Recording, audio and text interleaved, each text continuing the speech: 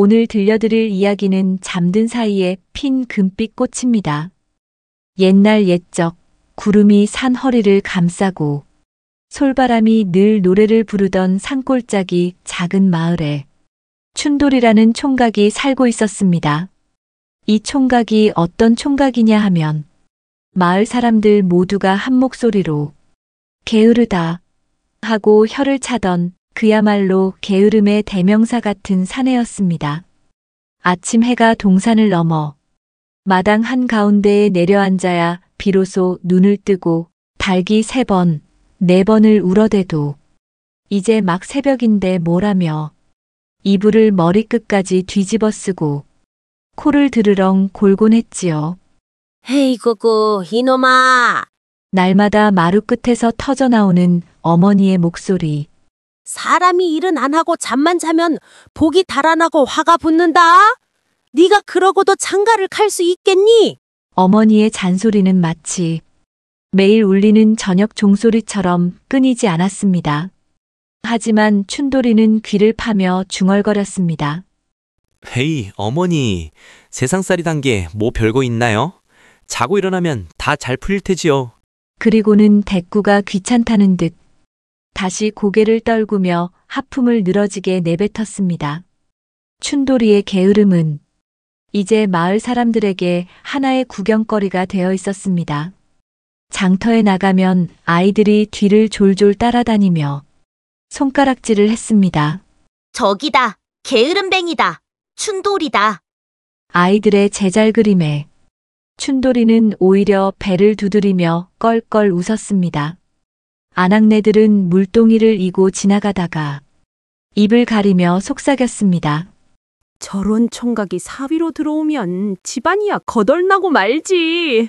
심지어 술집 주모마저 술동이를 탁 내려놓고는 혀를 끌끌 찼습니다. 에이구, 낮잠만 퍼질러 자는 총각이 무슨 대장부랍시고. 하지만 정작 춘돌이는 조롱을 들을 때마다 얼굴을 붉히기는커녕 한 손으로 배를 치며 크게 웃었습니다. 하하하, 뭐 잠이 보약이지요. 이렇듯 태평한 춘돌이의 삶은 마을 사람들의 삶과는 도무지 어울릴 수가 없었습니다. 새벽마다 소를 몰고 밭으로 나가 땀을 비오듯 흘리며 논을 가꾸는 다른 총각들. 해가 지면 부모님 곁에 앉아 집신을 삶거나 등잔불 아래 글을 읽는 아이들. 그 속에서 춘돌이는 언제나 숲 그늘 아래 누워 팔베개를 하고 잠에 빠져 있었습니다. 흐흐흐, 하늘이 무너져도 저놈은 끔쩍도 않겠구먼. 마을 어른들은 지팡이에 몸을 기대어 고개를 절레절레 흔들며 중얼거렸습니다. 그렇게 게으름과 낮잠으로 흘러가던 어느 날이었습니다. 초여름 바람이 솔숲을 흔들고 매미 소리가 일찍이 숲속을 가득 채우던 그날, 춘돌이는 여느 때처럼 숲길 옆에 드러누워 쿨쿨 잠을 청하고 있었습니다. 그런데 말입니다. 그가 잠들어 있는 머리맡 풀밭 위로 어디선가 알 수 없는 기운이 스멀스멀 피어오르기 시작했지요. 바람결에 섞인 것은 꽃향기인지 흙냄새인지 모를 은근한 내음, 햇살에 부서지는 듯한 은빛 가루가 살짝살짝 춘돌이 얼굴에 내려앉았습니다. 춘돌이는 그저 코를 골며 꿈속에서조차 하품을 하고 있었지만 세상은 조용히 그의 운명을 바꿀 기이한 순간을 준비하고 있었던 것입니다. 춘돌이가 숲길 옆에 드러누운 채 입을 벌리고 코를 골던 바로 그때였습니다. 갑자기 어디선가 싸하고 산바람이 몰아쳤습니다. 마치 누군가 숲속 깊은 데서 거대한 부채를 한 번에 펼쳐 흔드는 듯 잎사귀들이 와르르 흔들리고 새들이 놀라 푸드득 날아올랐습니다. 뭐야, 왜 이렇게 시끄러워? 춘돌이는 잠결에 몸을 뒤척이며 투덜거렸지만 결국 다시 잠에 빠져들고 말았지요. 그런데 그 순간 춘돌이의 머리맡 풀밭 위에서 작은 빗줄기가 반짝 스쳐 지나가더니 순식간에 흙 사이를 헤집으며 무언가 움트기 시작했습니다. 처음엔 여린 새싹 같더니 이내 줄기가 쑥쑥 뻗어올라 짧은 순간에 한 송이 꽃을 피웠습니다. 그 꽃은 보통 꽃과 달랐습니다. 붉지도 희지도 않은 마치 달빛을 머금은 듯 은은하게 빛나는 꽃. 바람에 흔들릴 때마다 맑은 종소리 같은 음률이 은근히 흘러나왔습니다. 꽃잎 끝에는 맑디 맑은 이슬방울이 맺혔는데 그 이슬은 보통 물방울이 아니라 금빛을 띤 꿀처럼 반짝거렸습니다. 툭! 방울 하나가 떨어져 춘돌이 손등에 닿는 순간 놀랍게도 그 자리에 반짝이는 금가루가 스르르 흩날렸습니다. 어라, 이게 뭐야? 춘돌이는 잠결에 손을 비비다가 눈을 번쩍 떴습니다.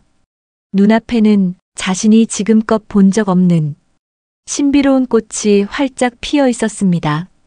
순간 심장이 두근거리며 잠이 확 달아났습니다. 이건 대체 어디서 난 거지? 내가 잘못 보고 있는 건 아니겠지? 춘돌이는 두 눈을 비비며 꽃잎을 살짝 만져보았습니다. 그러자 꽃이 마치 살아있는 듯 부드럽게 흔들리며 다시금 금빛 이슬을 뚝뚝 떨어뜨렸습니다. 그 이슬을 손바닥에 담아 올리자 햇살에 반사되어 눈부신 금빛이 일렁였습니다. 이럴 수가. 내가 부자가 된 건가? 당황과 기쁨이 뒤섞인 춘돌이는 주위를 두리번거리며 꽃을 조심스레 뽑아들었습니다.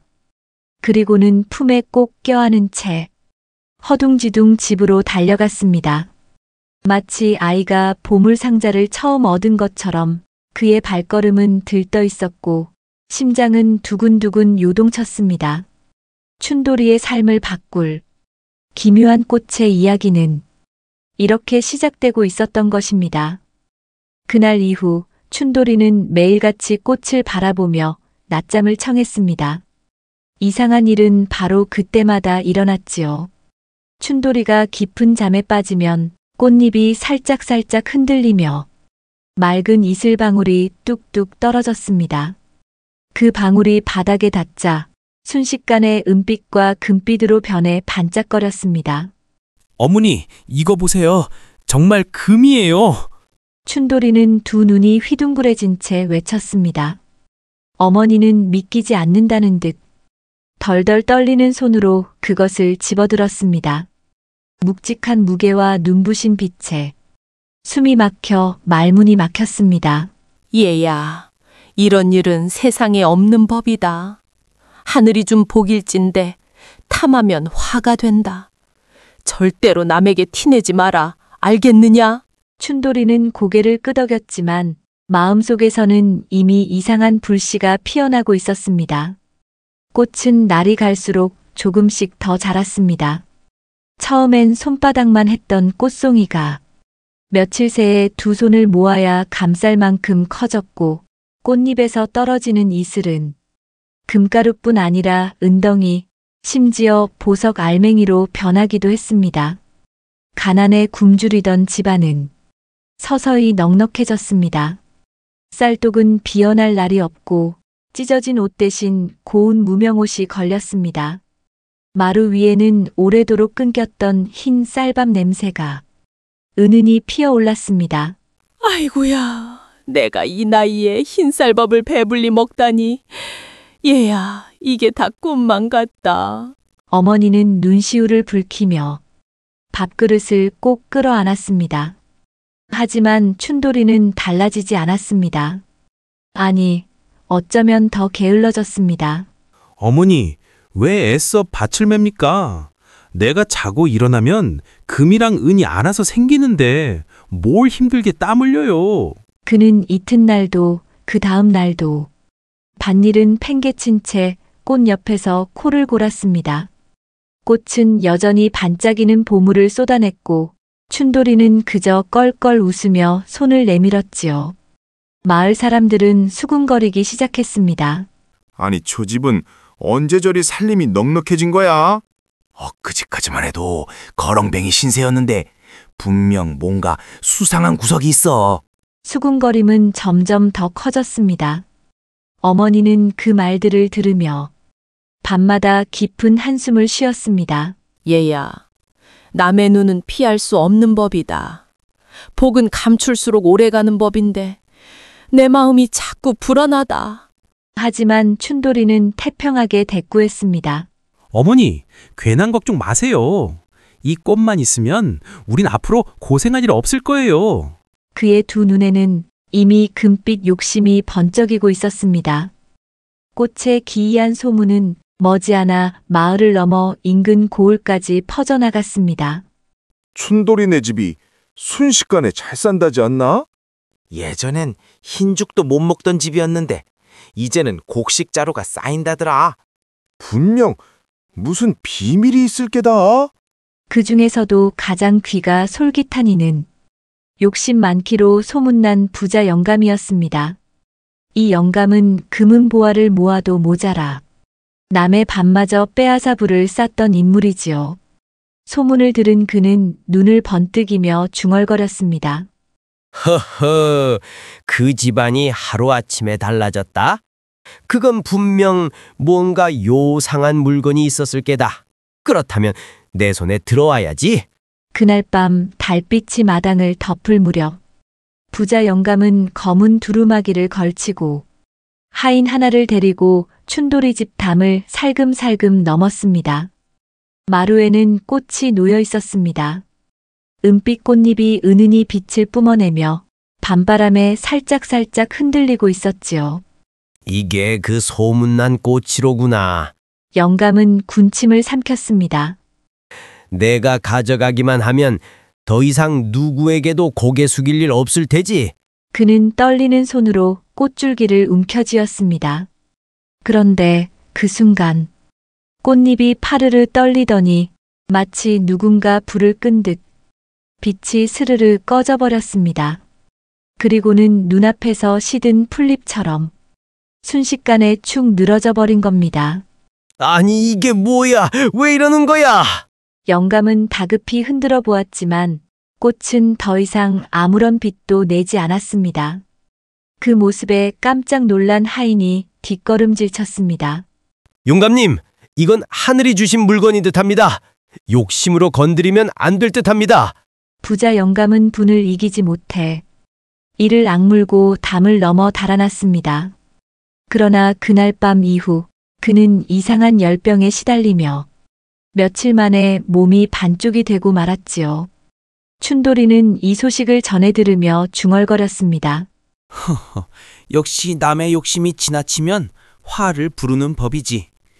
하지만 정작 그의 마음속에도 작은 불씨가 꿈틀대고 있었습니다. 만약 내가 더 자고 더 꽃을 키우면 지금보다 100배, 1000배는 더 부자가 되지 않을까? 그의 두 눈은 꽃잎에 비친 금빛을 바라보며 점점 더 탐욕스럽게 번쩍였습니다. 부자 영감이 꽃을 빼앗으려다 실패한 그날 이후 춘돌이는 오히려 더 깊은 욕심에 사로잡혔습니다. 이 꽃만 있으면 나는 뭐든 될 수 있어. 아니야. 단순히 큰 몇 덩이가 아니라 더 크게, 더 많이 얻어야지.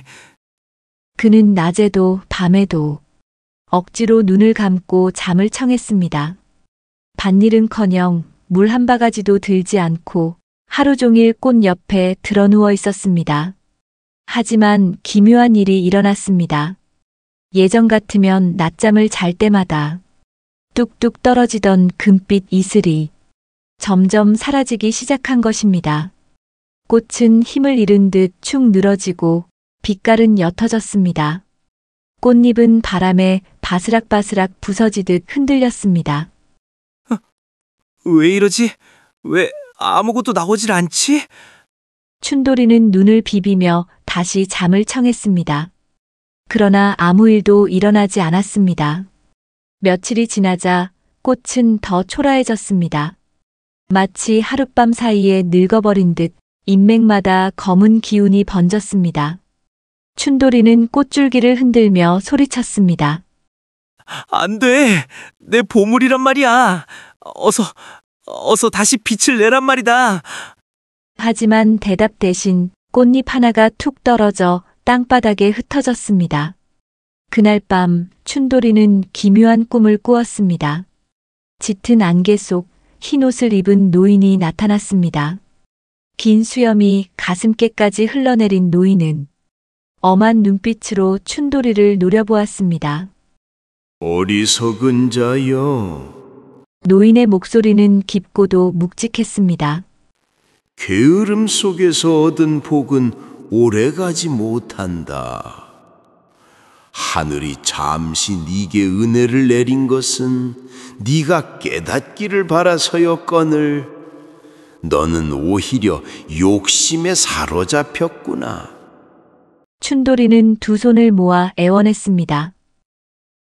잘못했습니다. 제발 꽃을 돌려주세요. 제가 더는 욕심내지 않겠습니다.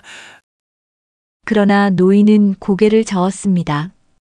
꽃은 이미 네 손을 떠났다. 이제 남은 것은 네 스스로 피워내야 할 꽃뿐이니라.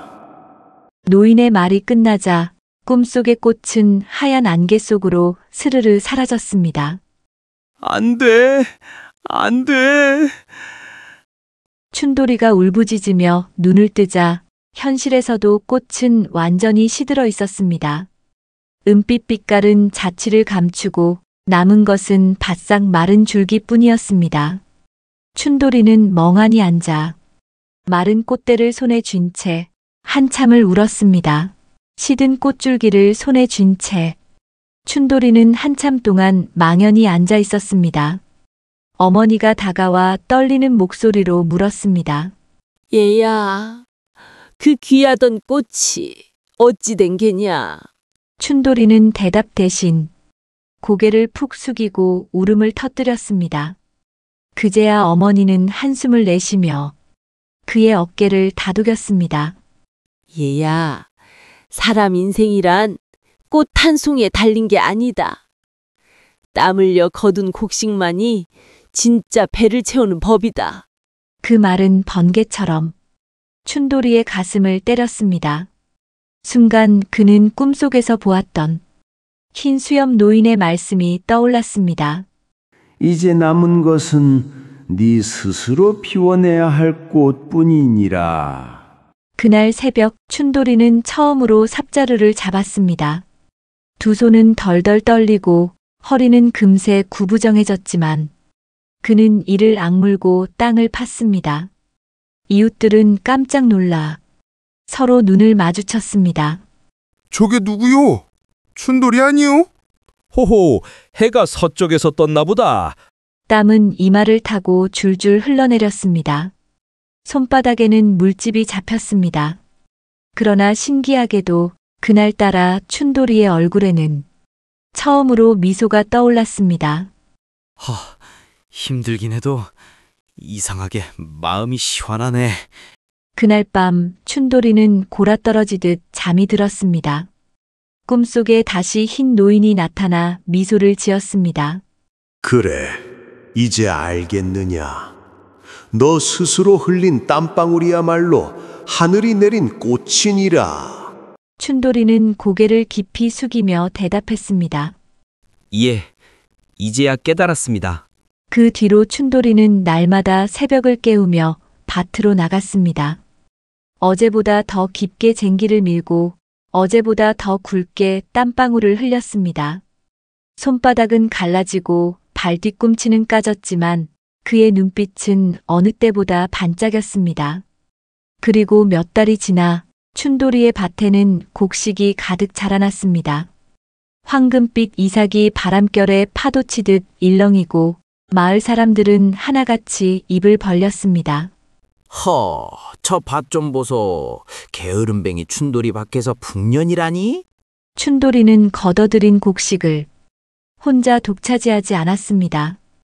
굶주린 이웃에게 나누어 주고 장터에 곡식 자루를 내다 놓으며 말했습니다. 이거요? 내가 키운 곡식이니 마음껏 가져가시오. 게으름뱅이도 땀 흘리면 이만큼은 할 수 있답니다. 사람들은 박장대소하며 손뼉을 쳤습니다. 이제야 진짜 대장부가 되었구먼. 잠만 자던 놈이 이렇게 변하다니 세상 일 참 알 수가 없네. 그날 밤 춘돌이는 별빛이 쏟아지는 하늘을 올려다보았습니다. 한때 금빛을 내던 꽃은 사라졌지만 그의 밭은 별빛 못지않게 반짝이고 있었습니다. 그는 혼잣말로 웃으며 중얼거렸습니다. 게으름 속에서 핀 꽃은 잠깐이지만 땀 속에서 핀 꽃은 평생 지지 않는구나. 어머니는 그의 옆에서 고개를 끄덕이며 말했습니다. 얘야, 이제 네가 정말 복을 피워냈구나. 그날 이후로 마을 사람들은 게으름을 핑계 삼지 않았습니다. 아이들은 서로를 다그치며 말했지요. 너 그러다 옛날 춘돌이처럼 될라? 이야기는 그렇게 어른 아이 할 것 없이 모두의 웃음을 자아내며 오랫동안 전해 내려왔습니다. 오늘의 이야기는 여기까지입니다. 재미있게 들으셨다면 구독과 좋아요 눌러주시고 다음에도 또 찾아와 주시길 바랍니다.